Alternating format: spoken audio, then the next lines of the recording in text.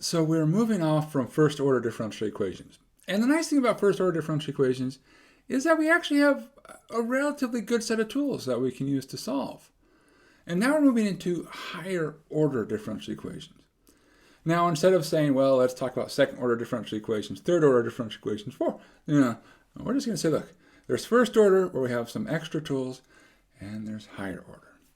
And so our goal for today is to start sort of dipping our toes into the world of higher order differential equations, which means we're going to talk about terms and talk about basic ideas. Let's begin.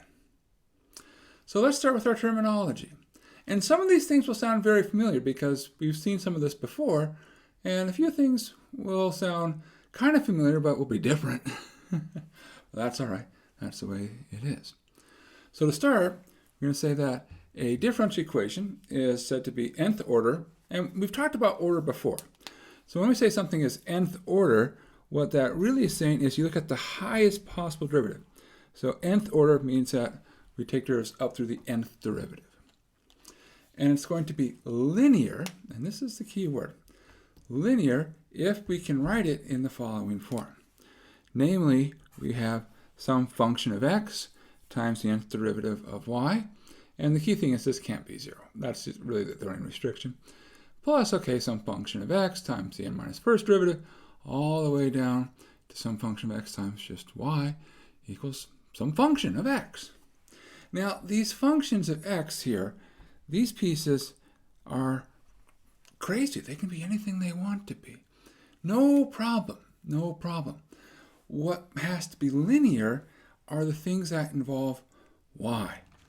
Now you might say, well, what does make something linear? What does that mean to be linear? And essentially you should think of linear says, oh, we can add stuff and we can multiply by constants. And we put constants in quotes. And so in particular, you'll notice that how do the y's show up? They never have y's mixing together. So you never have like a y to a power, or a y double prime times a y triple prime, or an e to the y. It's just something like a derivative of y by itself times something with x. And then you add the pieces together. Okay, so what's an example of something that's not linear? Well, not linear could be something like y double prime plus y squared equals x. And that y squared, that says we're squaring y. Well, that's not linear. That's an example of something that doesn't work.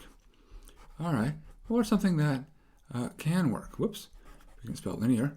Okay, well, something that is linear, well, we can make up any exotic function we want. You just have to remember, look, these powers, or derivatives of y have to be separated. So we can do y triple prime plus x over x squared plus 1, y double prime plus e to the x, y equals cosine of e to the x plus arctangent x. All right. Yeah, perfectly fine. Definitely crazy functions there. And even x over x squared plus 1 e to the x aren't the simplest functions, but they're not too crazy. But the key is we say, look at the y's. We have y double prime, y triple prime, and there's no sort of mixing together in some nonlinear fashion. So this is great. Nice and linear. Now you might say, hey, Steve, where's the y prime term? Oh, okay. If there's no y prime, we think of it as 0 times y prime. So it's still okay. All right, so linear. Now you might say, hey, this kind of looks like when we talked about first order linear. Yes, it is. And that's not too much of a surprise. All right, so our next thing we're going to talk about is homogeneous. And this is the part that's kind of a little bit awkward. Because we talked about a homogeneous differential equation before. And that's a differential equation that can be rewritten in a very specific form. Now when we phrase homogeneous, it means something very different. And I'm sorry, but what's happened? Well, a part of what happened is that math ran out of terms. And we started recycling. And so sometimes we have multiple meanings attached to the same thing. So you have to put it into context. And so if you think about the context, it'll explain what we mean. So what's the word The word is homogeneous. And in particular, we're going to talk about things which are homogeneous and things which are non-homogeneous. So, okay, well, what does that come down to? Well, the homogeneous and non-homogeneous all looks at that part on the right-hand side. Namely, what can we say about the function f of x? Now, there's two cases. If that function is 0, which means it's always 0, that's what we call homogeneous. If it's non-zero, even just for a while, then it's non-homogeneous. Now you might say, well, which do we prefer? It'll turn out that homogeneous is probably the better one to start with. And of course you'd say, well, yeah, 0, we like 0. So, okay, no surprises. So we might have something of the following form.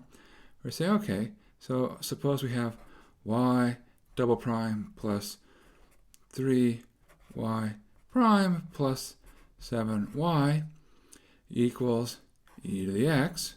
And on the other hand, we might have y double prime plus 4x y prime plus 17x squared y equals 0. And so here we have two equations, and they're linear. And we say, okay, well, what are they in terms of homogeneous? Well, we don't care about the parts which involve y. The homogeneous part says, well, what can we say about the part that doesn't involve y or any of its derivative? So we see that there's this nice 0 part. All right, great. So that's homogeneous. And I guess the hardest part, of course, is learning to spell homogeneous. And now, here's this e to the x. We say, okay, well, that's non-homogeneous. All right, so that's not so bad. So we have linear, which basically means the same thing as before.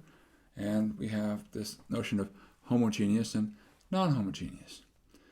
Now, the last thing is to say a differential equation has constant coefficients if, and here's the key, the coefficients are constant.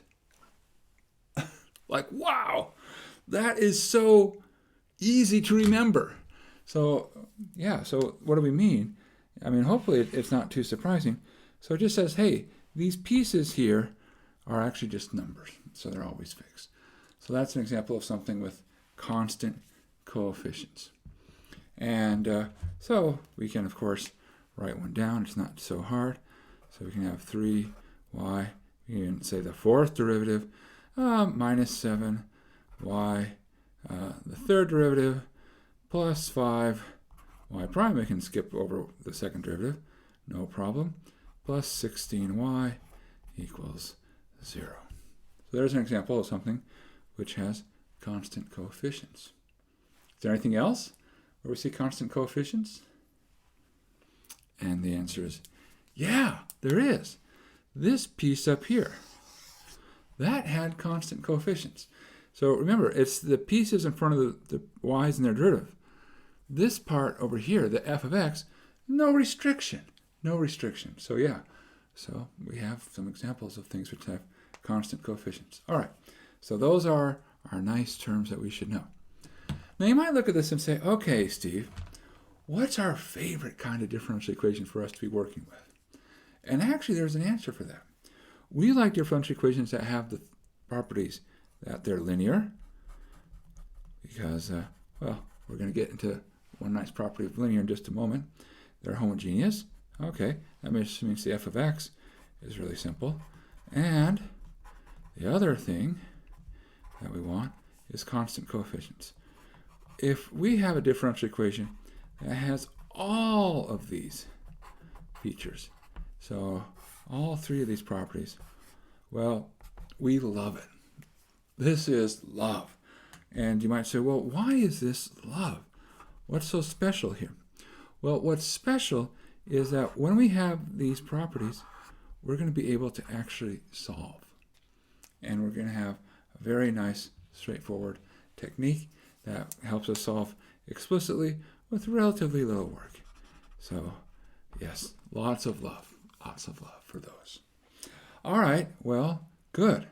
Now that we have some terminology, we need to talk about a few other ideas. So, where to begin?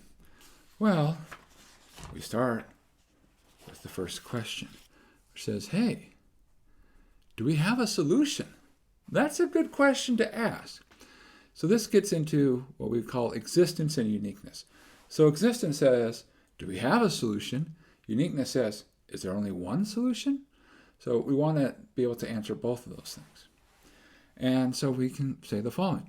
So suppose we have an initial value differential equation. So we have our differential equation, basic setup as before. We just made the leading term 1, which you can do by dividing by what's in front of the highest derivative. And suppose we have some initial conditions. Now I want to point something out here.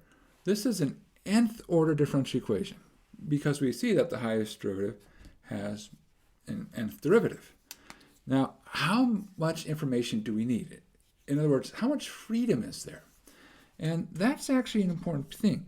And we should have n pieces of information. One way to think about it is every time you take a derivative, you lose something. You lose one constant. Or if you think about every time we take an integral, we'd add a plus a new constant. So if you were going to do n integrals, you should have n constants involved. So you need at least n pieces of information. So if you count here, we start at 0 and go all the way up to n minus 1. So that's actually n pieces of information.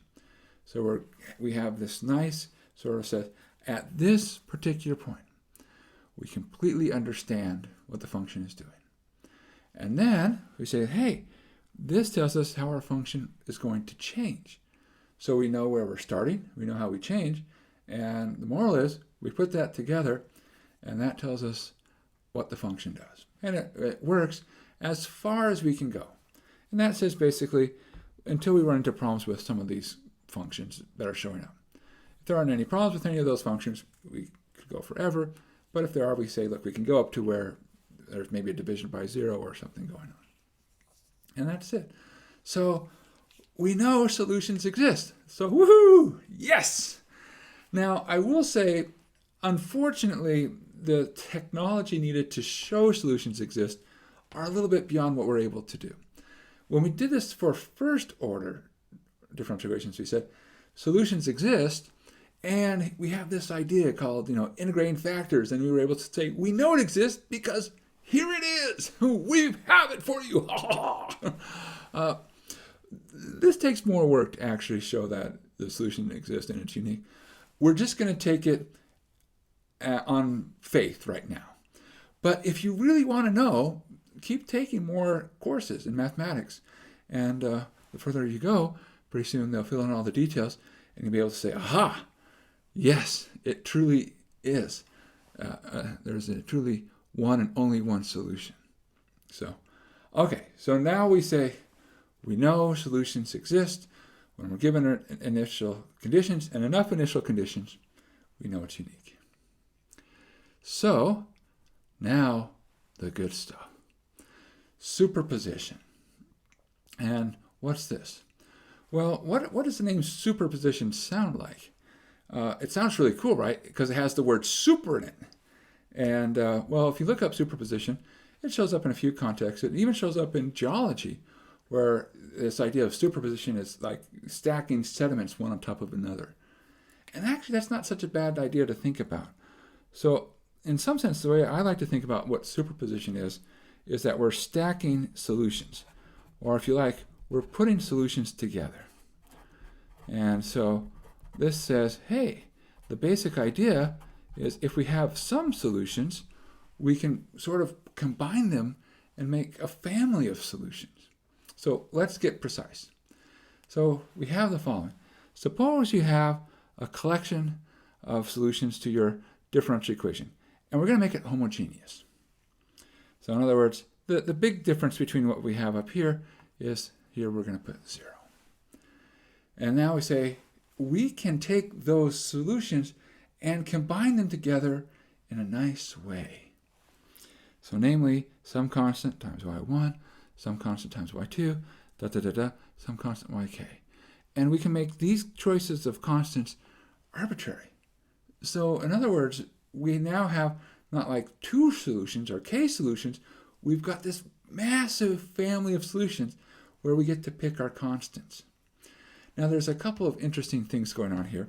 Now, we should point out that this type of combination actually is a very important type of combination, and it has a particular name attached to it, a name that we've talked about today already. This is what we call a linear combination. In other words, we're sort of combining them by scaling and adding. So we can scale the individual functions, that's multiplying by a constant, then we can add the pieces together. We say, hey, this still works. It still works. So let's prove this, and we'll prove it for basically a special case. So let's prove it for second order. So suppose we have the following. We have y double prime plus, we'll call it a1 of x, y prime, plus a0 of x, y equals 0. And we're going to have that y1 and y2 are solutions. Okay, so that's our starting point. We have two solutions to this differential equation. Our goal is, hey, we can make new solutions by saying, let's put them together. So we'll make some new function. We'll call it capital Y, which is some constant times y1 plus some other constant times y2. And this is also a solution where we're not going to put any restriction on what our constants are. All right, so that's our claim. Okay, so how do we do it? Well, it's not so hard.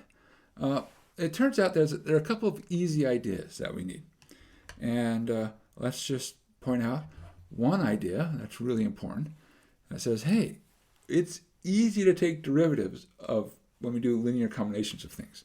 So for instance, y prime, well, that would be c1 y1 prime plus c2 y2 prime. Because remember, these c's are constants, and then we just take the derivative of the functions.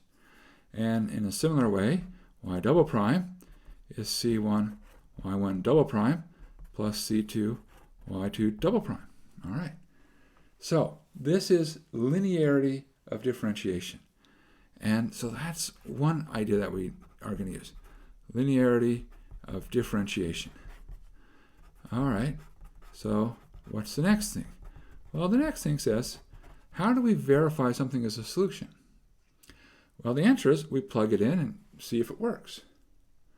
So we're going to find out what happens when we take y double prime plus a1 of x, capital Y prime, plus a0 of x times capital Y. And what do we get? Well, what do we have? This is, we can say, what is y double prime? So c1 y1 prime plus c2 y2 prime. Double prime, because we're plugging y double prime in, plus a1 of x times c1 y1 prime, c2 y2 prime, so that's y prime, plugging that in, plus a0 of x. Oh, I don't know if we're going to make it. Maybe, oh, just barely. Oh, just, okay. This is part of the thing, is that there's a lot of sort of alphabet soup going on today where there's lots of symbols here. Don't get too distracted by, like, oh, there's all these symbols going on. Focus on the morals of the story. It says, oh, linear combinations of solutions also are solutions. Yeah. And so as long as you're like, okay, that's the main punchline, then just sort of go with the flow with everything else. Now, the next step is to say, hey, we have a linear differential equation which allows us to sort of move stuff around. It's easy for us to distribute through and rewrite, combine, and reorder. So, using the properties of it being a linear differential equation, this says, hey, let's pull out everything which has a C1. Well, there's a y1 double prime. That's attached to C1. Well, here, there's a1x times y1 prime. All right, we'll grab that one as well. And, oh, here's another one. See that C1 is times a0 of x times y1. So plus a0 of x times y1. Plus, there's going to be a C2 stuff. So y2 double prime. All right. Then here, a1 of x times y2 prime. And then over here, a0 of x times y2. All right. So we use the properties of rewriting when we have linear things.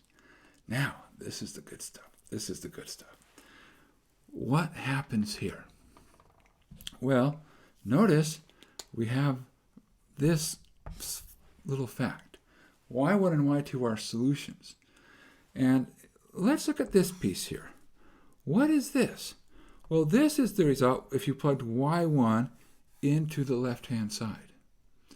Because y1 is a solution, that says, oh, if I plug y1 into the left-hand side, I'll get the right-hand side. Which means, and this is the good stuff, that this equals 0. Because I'm using it as a solution. By the same argument, we say, hey, this other thing, that's what happens when we plug y2 into here. y2 is a solution. So yeah, this part also equals 0. And now we come to sort of our other nice fact, which says, hey, 0 plus 0 is 0. And we're done. So we can put a little, yes, this has been verified. So that finishes our claim. It's a solution, right? Because what has to be true? When we plugged in capital Y, we need to get 0 out. So what comes down to the properties of linearity, linearity of differentiation, the linearity of the differential equation, and the fact that 0 plus 0 equals 0. So wonderful stuff. Okay. And this works in general. It's the same proof in general. It's just a lot more keeping track of things. But other than some bookkeeping, nothing else changes with the proof. Okay. But now the really important statement, because we haven't talked about this last part here on the bottom. And it says the following. Suppose you have n functions. And I really want to emphasize that there's n functions here. And that the number of functions matches with the order of the derivative. So it's like, okay, so suppose we have n functions, and that these functions are linearly independent solutions. And like, ooh, that's a good phrase, which we don't know what that means yet because we haven't defined it. But okay, we'll come talk about that in a second. But suppose we had that. So we have these n solutions that they're linearly independent, whatever that means. It turns out then, all the solutions can be written as a nice linear combination of those n solutions. So in other words, see, it said, hey, if you have some solutions, you can put them together. And this gives you a whole big family of solutions. But it turns out, it says, if you have the right kind of functions, you can put them together and you get every solution.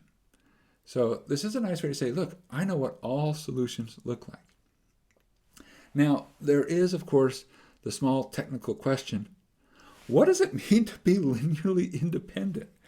That is a wonderful question, which we're actually going to talk about later on today. But for right now, you should think of linearly independent as being the same thing as fundamentally different. In other words, we have solutions which are actually distinct from each other, that there's no redundancy. It's not like, oh, here's this solution I'm calling e to the x, and here's this other thing I'm calling 2 times e to the x. Oh, wait, what? It's just e to the x again, just with the 2 in front. That doesn't really fundamentally change.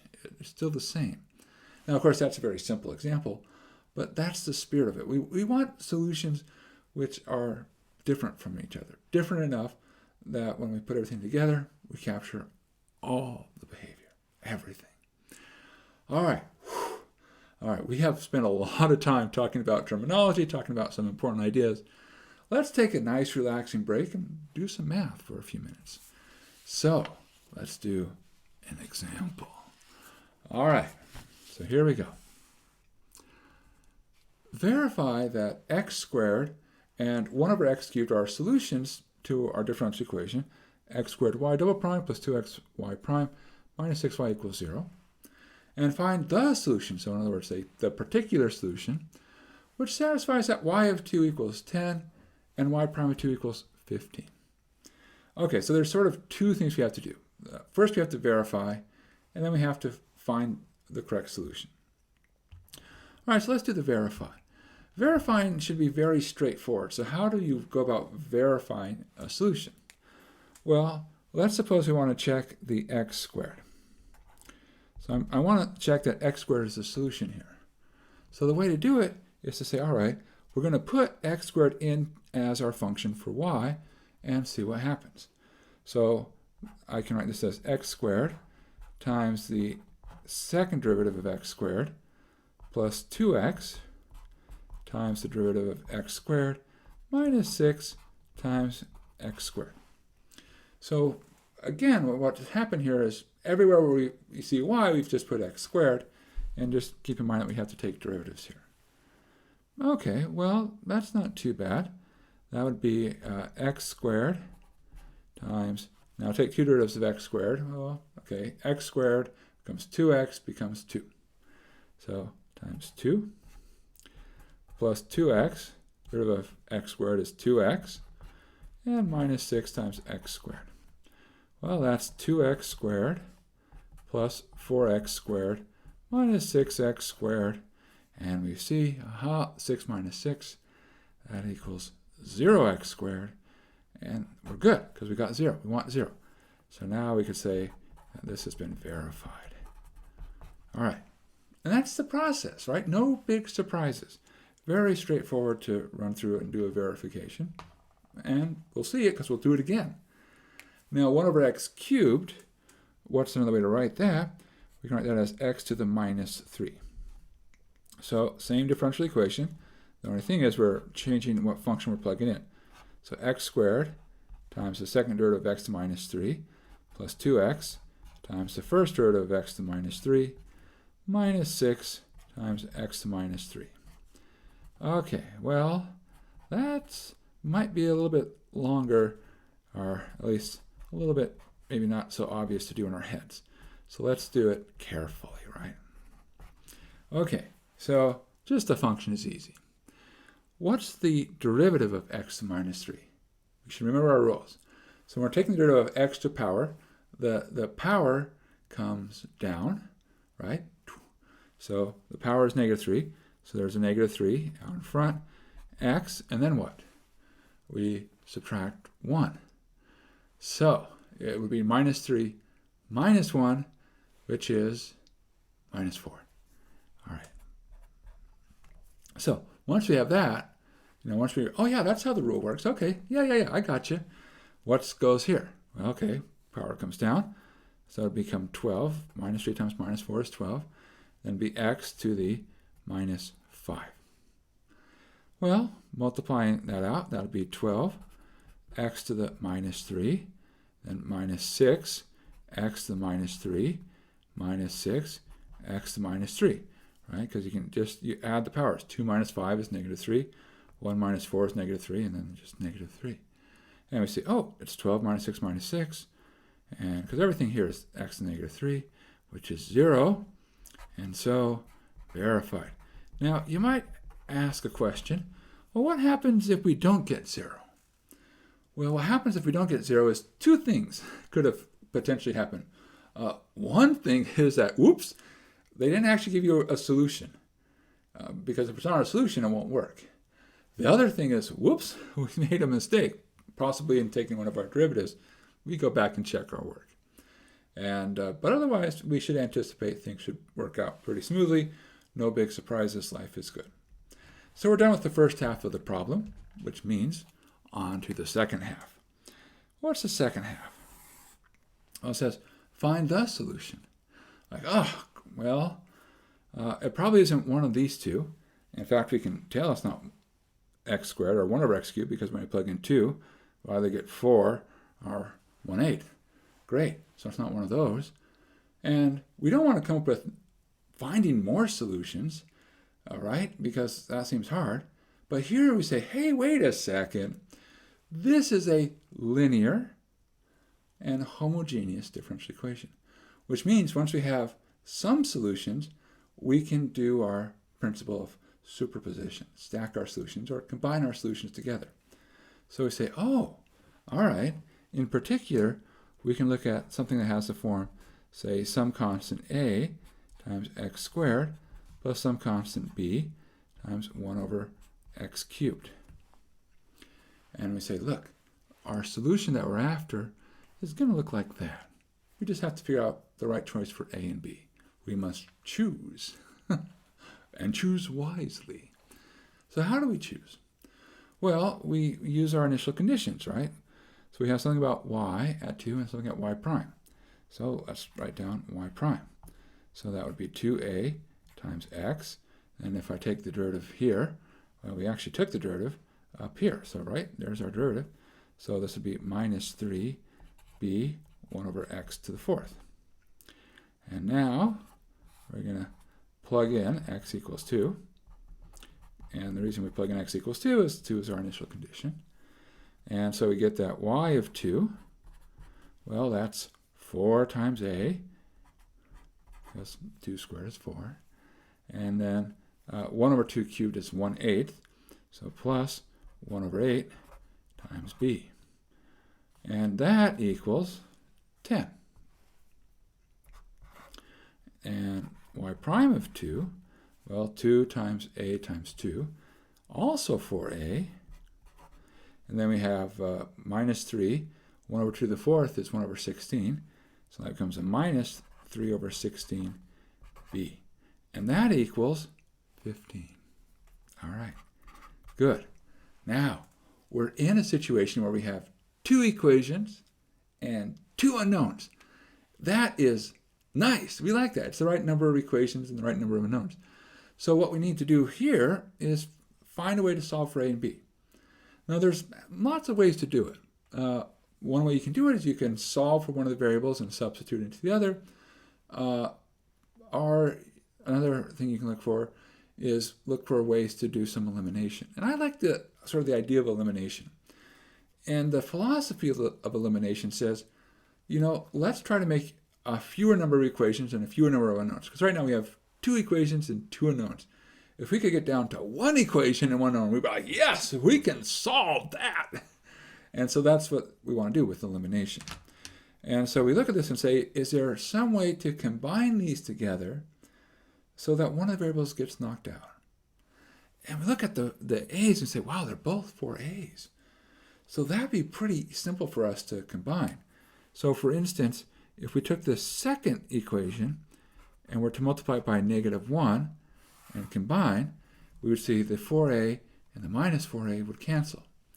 Another way to think of it is take the second equation and we're subtracting it from the first equation. So we're going to get 0. Then we have a 1 over 8 minus minus makes plus 3 over 16. Now 1 over 8 is the same as 2 over 16 plus 3 over 16 makes 5 over 16. And that's 5 over 16 times b. 10 minus 15 is -5. All right. See, we started with 2 equations, 2 unknowns. We're down to 1 equation, 1 unknown. Life is good. Yeah. So, what is b? Well, okay, divided by 5, multiply through by 16. We come to the conclusion that b is -16. All right, once we know b, it's not too hard to solve for a. What can we do? Well, we can plug it into either of the equations. Let's suppose we plug it into our first equation. Then we're going to get 4a, because we don't know anything about that. But 1/8 times -16 is -2, and that should equal 10. Add 2, 4a equals 12, and divide a equals 3. So now we know a and b. Are we done? Not yet. Well, why?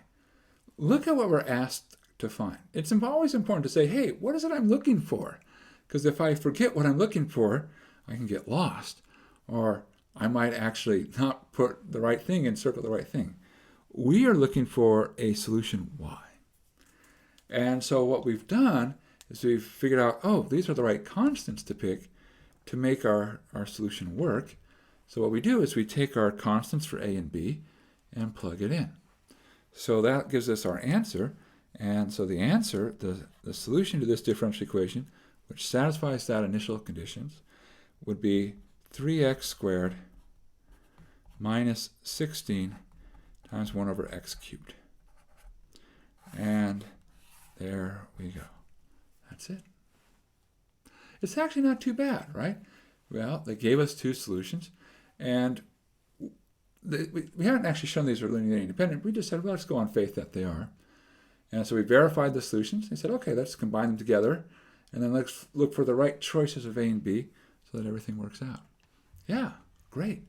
All right, well, that seems pretty good, straightforward. Let's do it again. Now, this process is so nice, we should do it twice. Okay, so verify that e to the x and x e to the x are solutions to y double prime minus 2y prime plus y equals 0. And then it says find the solution y, which satisfies some initial condition. Now, we have some random initial conditions here. So we're going to just take sort of a random number generator. And I happen to have some random number generators, which is namely some cards. Okay, so I'm just going to take some cards here, do some shuffling. And you know, as they say, every day we are shuffling. All right, so 6 and 2. All right, so we've picked our random numbers, 6 and 2. We'll fill those in, and hopefully we're going to be able to solve. Fingers crossed. Well, I remain very optimistic that this will work. Okay, so let's just do the verify. So here we go. So for e to the x, well, we need to check when we take the second derivative of e to the x, subtract 2 times the first derivative of e to the x, and add e to the x. Well, what do we get? The nice thing about e to the x, beautiful derivative. Derivative of e to the x is e to the x. The second derivative of e to the x is e to the x. In fact, any derivative of e to the x is e to the x. Oh, makes it so nice. So it's e to the x, subtract 2e to the x, added that to e to the x, which is 0. Which means we have verified. It works out. Now, that's one of our solutions. We also have to check x e to the x. Okay, well, let's see what happens here. And so we're going to take the second derivative of x e to the x, subtract 2 times the first derivative of x e to the x, and we'll add that to x e to the x. All right, well, this is maybe not quite so fast as what we just did, but we can still work through it. So if we're taking the derivative of x e to the x, it's a product of two functions, we need the product rule. So we say, all right, the derivative of the first times the second, that's e to the x, plus the first times the derivative of the second, so that'll be x e to the x. Now, when we come here, well, the derivative of e to the x is e to the x, and the derivative of x e to the x is actually e to the x plus x e to the x. So if you put that together, you'll get 2 e to the x's plus x e to the x. Well, factor an e to the x out. We'll have 2 plus x, and don't forget to do our distribution here, minus 2 minus 2x, and plus x. All right, what happens? Well, fingers crossed, nice things. If we've lived a good algebra life, things should work out. Well, 2 minus 2. X minus 2x plus x. Everything cancels out. What's left? Nothing. There is nothing left. So we have 0, which is what we wanted. So this is also verified. All right, great. So we've done the first part. We verified the solution. Okay, now on to the second part, which is we have to find a particular solution which satisfies some initial conditions. And these were chosen somewhat randomly. So hopefully it works out. All right, let's just say, well, what do we expect our solutions to look like? They're not going to look like e to the x or x e to the x, but we can look at combinations of them because we have a linear, homogeneous differential equation. We can apply the principle of superposition. So we say, well, we think our solution should look like some constant, e to the x, plus some other constant, x e to the x.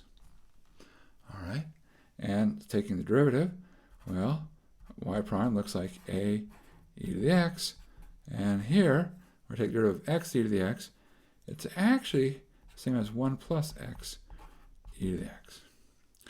All right, now we are going to plug in at x equals 0, and hopefully we get nice things. So y at 0, well, we're going to get a, e to 0 is 1, and then we're going to get b times 0 times e to 0, which is 0. A equals 6. Y prime is 0. Okay, we're going to get a e to the 0. Well, still a. B times 1 plus 0, which is 1, times e to 0. So that simplifies to 1 times b. All right, so a plus b, and that equals 2. Now here, this is actually a really great system of equations to solve, because we can see what a is automatically. A has to equal 6, because a equals 6. Okay, 6 plus b equals 2. Well, that says b has to equal negative 4, and now we know a and b, so that this works out. And so we're almost done. Last step is to plug in.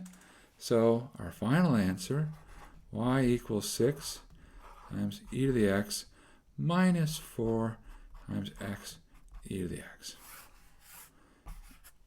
And we're done. These are great. So if we have our set of solutions, in other words, probably they gave it to us right now, then we can verify those are solutions.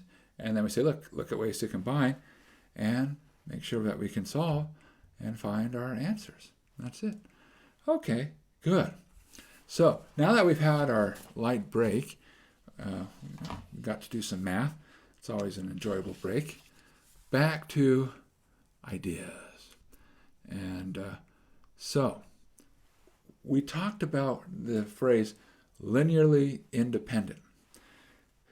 We need to understand a little bit what that means and how to check it. Because this is an important idea. Because we want to say, hey, do we actually have the set of solutions that we need? So remember, when we think about the phrase linearly independent, in some sense for us, that just says they're fundamentally different. Now, if you look at the wording of it, linearly independent, well, on the independent basically means not dependent. So you say, well, what does that mean, a linear dependence? Well, we know what a linear relationship looks like. So we say, oh, so we're looking for a linear relationship, and some dependency says, hey, there's some way that we can get 0 out. Now, there is an easy way to get 0. Namely, if you set C1 equals 0, C2 equals 0, all the way up, CK equals 0, that will always give you 0 out. But if there's any other way at all, then that says, oh, there's some sort of relationship between these functions, which means that you don't really have k distinct functions, but I can rewrite one of my functions in terms of the others. So if we have any way to do it where they're not all 0, then these functions relate to one another. Another way to put it is, if these are all forced to be 0, then they must be independent from each other. Okay, so that's sort of, there's a lot going on here. Let's look at some specific examples. All right, so suppose we'll start with the following functions. Let's suppose y1 of x equals 1, y2 of x equals x, and y3 of x equals x squared. So I have these three functions, 1x, x squared. And I'm trying to ask the question, are these linearly independent? Well, so that says, suppose I tell you that there's some constant times 1 plus some constant times x plus some other constant times x squared, and out comes 0. And I ask, what must be true about the constants? Well, when I talk about this relationship, this is a relationship for all values of x. what's an easy value for x for us to plug in to make progress? Well, we say, look, at x equals 0, plug it in, we get that c1 has to equal 0. So we say, aha, we see that if there's this relationship, c1 has to equal 0. But now we can say, look, let's go further. There's lots of things we can do. One thing we can do is we can take derivatives. So if there is this relationship, then that says taking the derivative of both sides, then we get c2 plus c3 times 2x has to equal 0, and the first term just drops away because it's a constant. And now plug in x equals 0, and what do you see? Well, that term now drops away, and we're left with the idea that c2 has to equal 0. But of course, we can take even another derivative, and we would get down to the conclusion that 2 times c3 has to equal 0. All right, we'll plug in x equals 0, and what do you see? c3 has to equal 0. So the only way I can take a combination, something times 1 plus something times x plus something times x squared, and always end up with 0, is if those individual pieces are each 0. So our big conclusion is these functions are linearly independent. In other words, they're fundamentally different. You can't get one by some non-trivial combination of the others where we only use numbers. Okay, let's try another example. So suppose we look at the following functions, namely 1 cosine squared x and sine squared x. Okay, those are three functions. And the question is there some way that we can combine these together? So some constant times the first function, some constant times the second function, some constant times the third function, whoops, I can remember what the third function is, and get 0 out. Now you're probably thinking, hey, wait a second, sine squared plus cosine squared equals 1. So if you make the first constant minus 1, and the other constants are just 1, then from what we know about trigonometry, we say, oh, this is always equal to 0.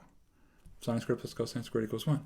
So that here, these are not linearly independent. In other words, these are not fundamentally different.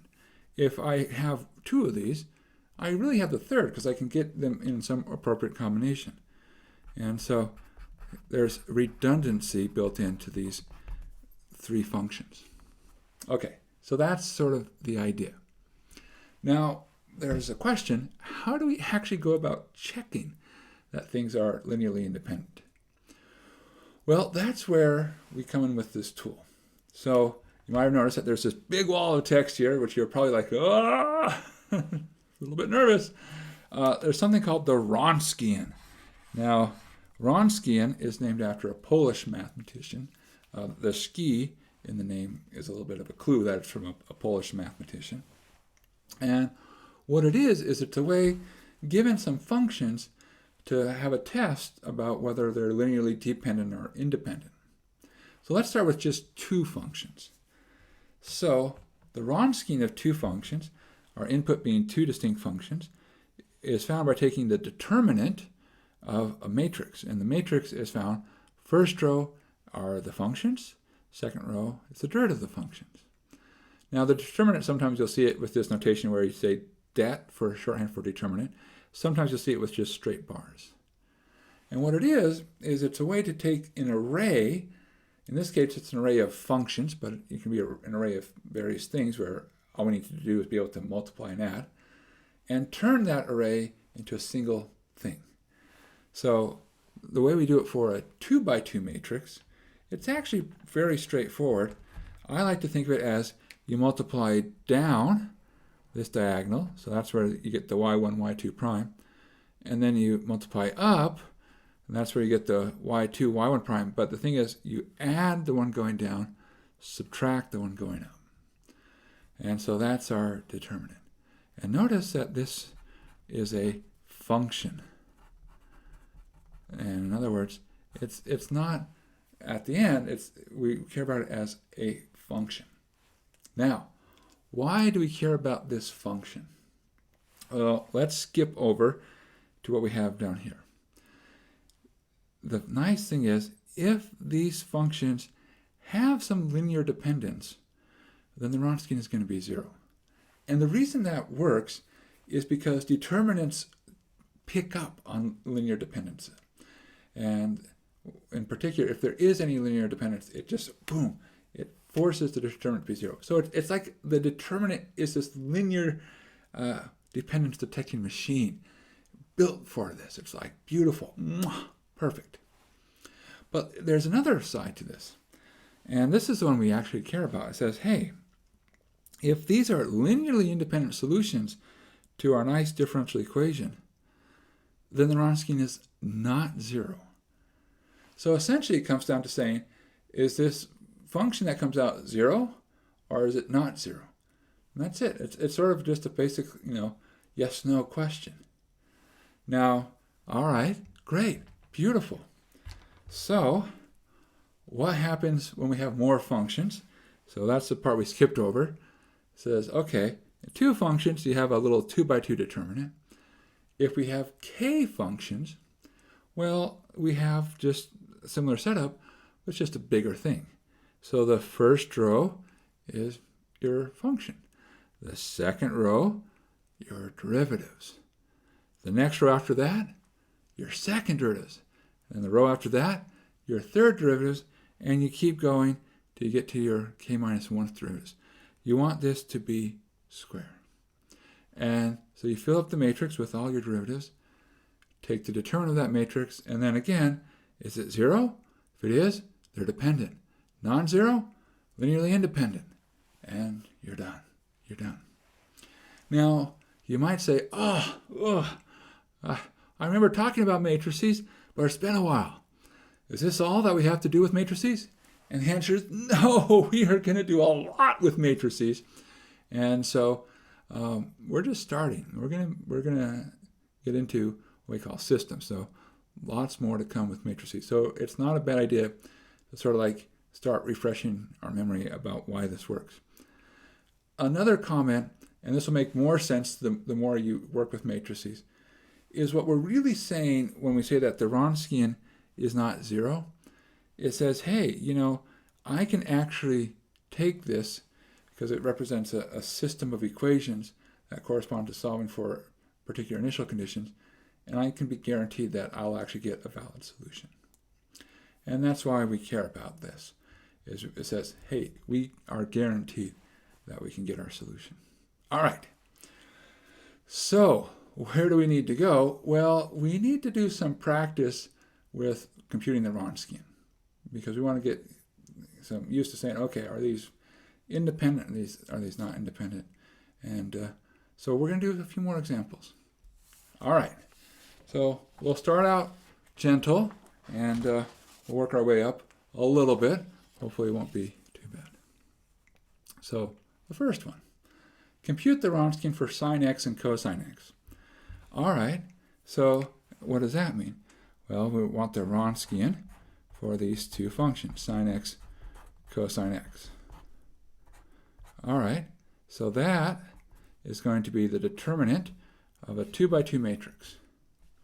So the first row, remember, is the functions. So we put in sine x, cosine x. The second row will be your determinants. Your derivatives. Derivative of sine, cosine. Derivative of cosine, negative sine. All right. Now, remember how 2x2 determinants work. You do a little sort of cross. Go down, multiply, subtract, go up. So sine times negative sine would be minus sine squared. Cosine times cosine would be cosine squared, but we're going to subtract. So subtract cosine squared.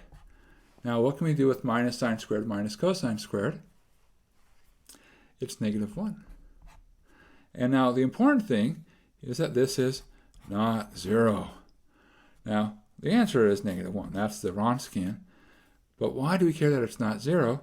Well, that tells us that, these two functions, sine and cosine, are going to be linearly independent, which we'll abbreviate Li, linearly independent. So there we go. See? That's not so bad. Wow. It'd be nice if all of these problems were that nice. But, well, we should practice a little bit. Okay, let's try one slightly more interesting. So, compute the Wronskian for the functions sine of x, x squared, e to the x. And so now there's 3 functions. All right, well, let's try it. Okay, so what can we do? So our Wronskian, well, we have our 3 functions, sine of x, x squared, e to the x. So we start filling in our matrix. So it's determinant of the first row, sine of x, x squared, e to the x. And now we go to the second row, and okay, derivative of sine is cosine. Derivative of x squared is 2x. Derivative of e to the x is e to the x. The derivative of cosine, negative sine. Derivative of 2x is 2. Derivative of e to the x is e to the x. Right? So essentially, you start with your functions, and then the next row just take derivatives. And then the next row takes derivatives of that. And you keep working your way down until you have the same number of rows as you have for columns. Okay, now we have to probably talk for a second about how do you take the determinant of a 3 by 3 matrix? Okay, the answer is there's basically 2 ways to do it. So let's just refresh our memories. All right, so what are the 2 ways? So 3 by 3 has this really nice sort of wonderful coincidence. It basically only works for 3 by 3 and 2 by 2, but in practice, like on exams, that's usually what we see. So it's not bad to know this. So I'll call method 1, we'll call it diagonals. And how does this work? It says, okay, suppose we have our matrix. I'll say it's A, B, C, D, E, F, G, H, I. Then what I like to do is, let's see, I have enough pens here. I can make this work. I'm going to go and do the downhills. So A, E, I. All right, that's the first piece. Then I get over to the next diagonal, B, F, and like, oh, there's nothing here. Wrap around, and I hit the G. All right, so B, F, G. Now, another way you can do it is if you can just copy that first column again, or just remember to do a wraparound. So plus B, F, G. All right, and then start here, C, up, wrap around, D, H. So there we go. Those are our downhill diagonals. We're wrapping it around. Now, those aren't the only diagonals we could have taken. We could have done uphill diagonals. And so we do those as well. So here, uphill, we have G times E times C, but whenever we go up, we subtract. And then we have HF, and up, hit the wall, wrap around, and we finish with A. But again, every time we go up, we subtract. And then we have I, need to wrap around, and then we subtract. So I, D, B. And there we go. So it's the downhills we add, uphills we subtract. And so that'll get our determinant of our 3 by 3 matrix. Okay. Now, that's method 1. Method 2. So method 2 is another nice idea, and this is called cofactor expansion. The nice thing about cofactor expansion is it works for any matrix, and you just have to do a little bit of bookkeeping. And the way that it works is you pick a row or a column. Now, I strongly recommend the first row because there is a small subtlety, and if you go on the first row, it's easy to remember the subtlety. And here's how it works. So suppose I move along the first row. So I start by saying I come to the first entry, and I cross out the row and column that the first entry is in. Okay, well, it has A, so there's an A, and now you'll see, look, if we cross out that row and that column, there's a little 2 by 2 matrix left. And so what you do is you take the determinant of that little 2 by 2 matrix, EFHI. All right, now you keep working your way. So we come to our next entry, B. Again, cross out everything in the first row in that column. And if you do that, what you'll see is that there's a little 2 by 2 matrix left. So then we write that down. So B, then there'll be a D, F, G, I. And finally, finishing up in that row, so we're coming to the end of that row, we have the C. We cross out that row, column, and all right, no surprise, there's a little 2 by 2 matrix left. And so we have C times the determinant of that little 2 by 2 matrix. And now you're like, well, gosh, Dave, this wasn't that bad. Where's the subtlety? Well, the subtlety is there's a little bit of a sign thing going on. So what it is that we add the first term, subtract the second term, and add the last term. So this minus sign is easy to forget. But other than that, it works pretty well. All right, so that's cofactor expansion. So those are the two ways. Now, which way do you need? The answer is whichever way you can remember. That's the way you should do it. Because if you can't remember it, it's not good for you. And you can remember both if you want, but just I find it useful. For me, I like to do the diagonals. It just feels good for me. And but you should do what feels good for you. Okay, so let's do this. Well, let me switch back to a green color here. And here we go. So we're going to take sine of x times 2x times e to the x. Well, we can write that in any order. 2x e to the x sine of x. All right, that's my first diagonal. Go to my next diagonal, x squared e to the x, wrap around, minus sine x. So minus x squared e to the x sine of x. And this minus is because there's a minus there. Come to the last term, e to the x, cosine x 2, right? Because e to the x, wrap around. So that would be plus 2 e to the x cosine of x. Now, we're halfway done. Got to do the other diagonals. We've done our down diagonals. Got to do the up diagonals as well. So we have minus sine x times 2x times e to the x. But because we're going up, we have to subtract. So we'll end up actually having a plus because minus and minus. So that'll be a plus 2x e to the x sine of x. And now 2 e to the x sine of x. Okay, so because we're going uphill, so that would be minus 2 e to the x sine x. And I'm just putting it under this one just because it matches in the flavor. There's no other real reason beyond that. All right, and what's left? Well, the other part that's left is the e to the x times cosine of x times x squared, and then we subtract. So minus x squared e to the x cosine of x. And there we go. There we go. Now, you might be looking at this and saying, huh, this does not seem very clean. Well, they don't always have to be clean, but that's the Wronskian. The point is, we did the computation, and we were asked to compute the Wronskian. And so we could say, look, there it is. That's it. We're done. We're done. Good. Good. All right. Well, let's try one more.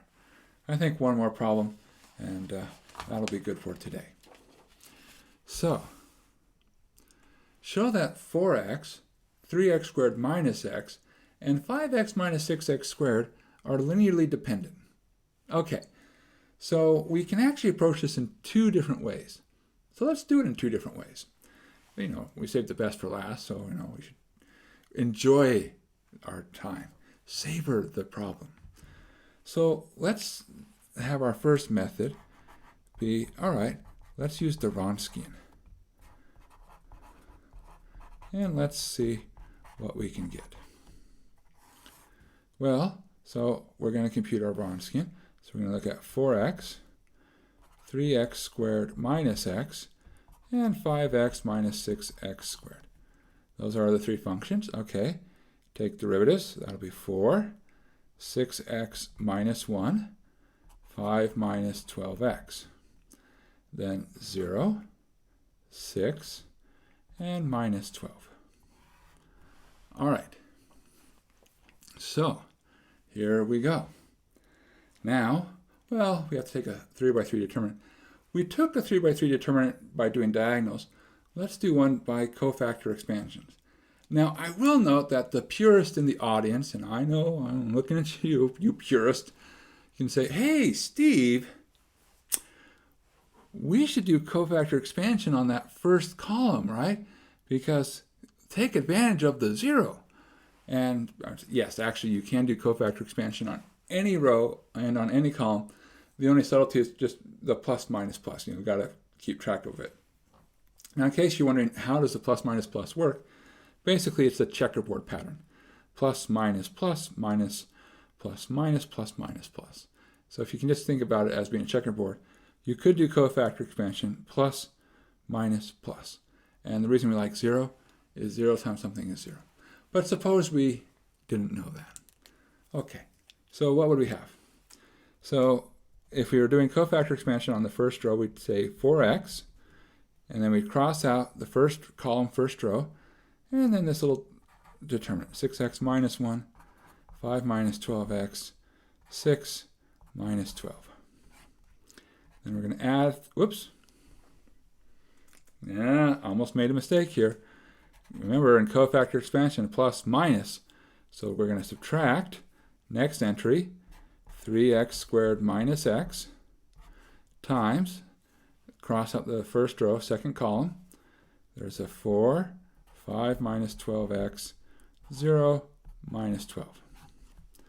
Then add, last entry, 5x minus 6x squared, and take the determinant, cross that out, 4, 6x minus 1, 0, 6. All right, so what do we have here? We have 4x times 2 by 2 determinants work the way 2 by 2 determinants work. 6x minus 1 times minus 12, subtract 6 times 5 minus 12x. All right, minus 3x squared minus x. Here we're going to have 4 times negative 12, that's negative 48, and subtract 0. All right, that's good computation. We can do that one. Add 5x minus 6x squared. 4 times 6 is 24, and subtract 0 times something, well, that's subtract 0. Okay, well, let's clean it up. And what do we have? Well, we have here, this would be minus 72x plus 12. Here, we have minus 30, and then minus 6 times minus 12 makes it a plus 72x. And we're like, wow, this is good for us. What do you see? The 72x's are canceling. Okay, so 12 subtract 30 would be minus 18. Minus 18 times 4x would be, minus 18 times 4 is 72. So, negative 72x. Okay, so that's just the first term. Then we have minus 48 times 3. Well, I know what you're thinking. Gross. Exactly. Dozen. It's 144. That's gross. Okay. Keep track of the signs. There's a minus and a minus. So that makes plus 144 x squared. So that's that piece. Minus minus minus makes minus, and that's 48x. Here, 5x times 24 would be plus 120x, because 5 times 24 is 120, and then minus 6 times 24, well, that's gross again. 6 times 24 is 144. So minus 144x squared. Well, okay, great. Well, notice the 144x squared cancel. Nice. This is good. And also 72 and 48, when you put them together, equals 120. And these two are being subtracted. And that one's being added, which means that those cancel, which means that our Wronskian turns out to be 0. And therefore, linearly dependent. Because if the Wronskian is 0, that says, hey, there's some relationship here between these functions. All right. Well, we did it. We succeeded. We were able to show that they're linearly dependent. Now, at this point, you're probably thinking like, oh, that was a lot of work. And tell us more about our second method, Steve. But yeah, first off, note that it works. It does work. We were asked to show that they're linearly dependent. We said, okay, we plug it into the Wronskian and we get 0 out. And that's what we said should happen. So that's good news. So what's the second method? Okay, well, let's separate this.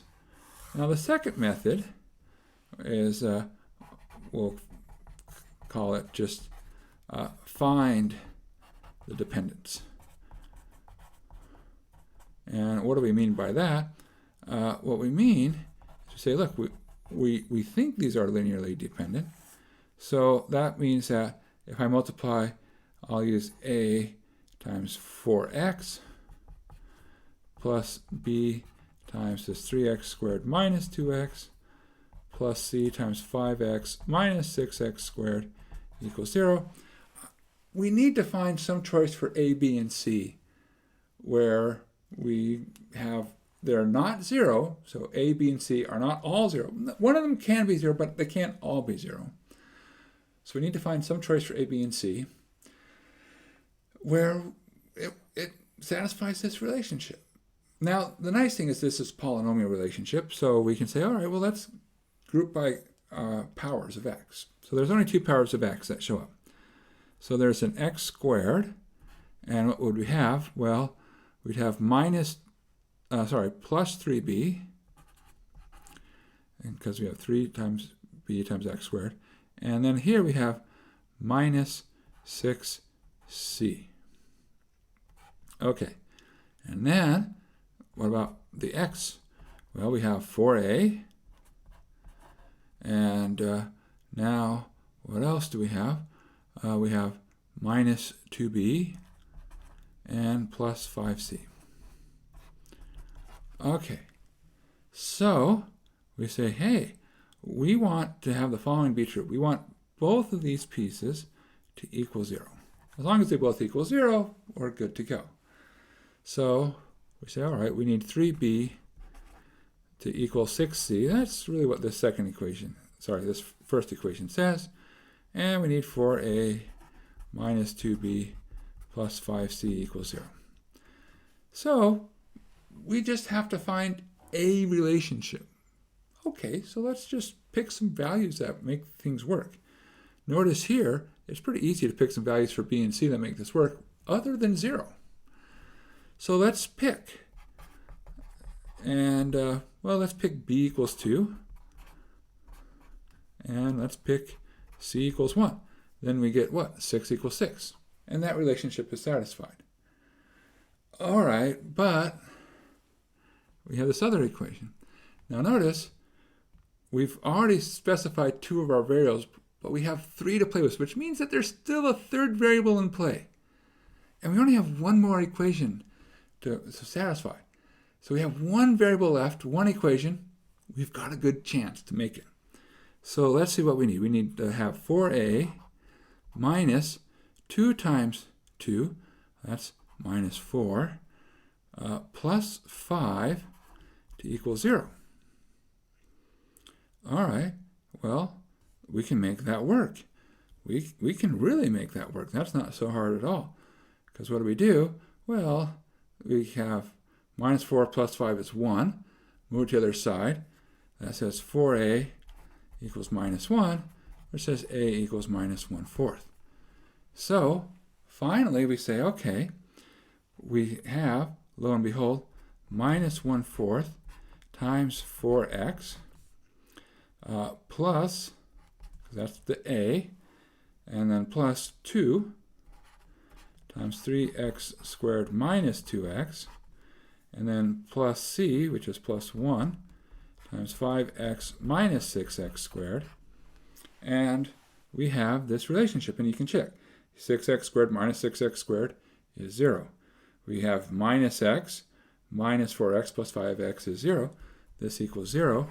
And we say, aha, this is a linear dependence.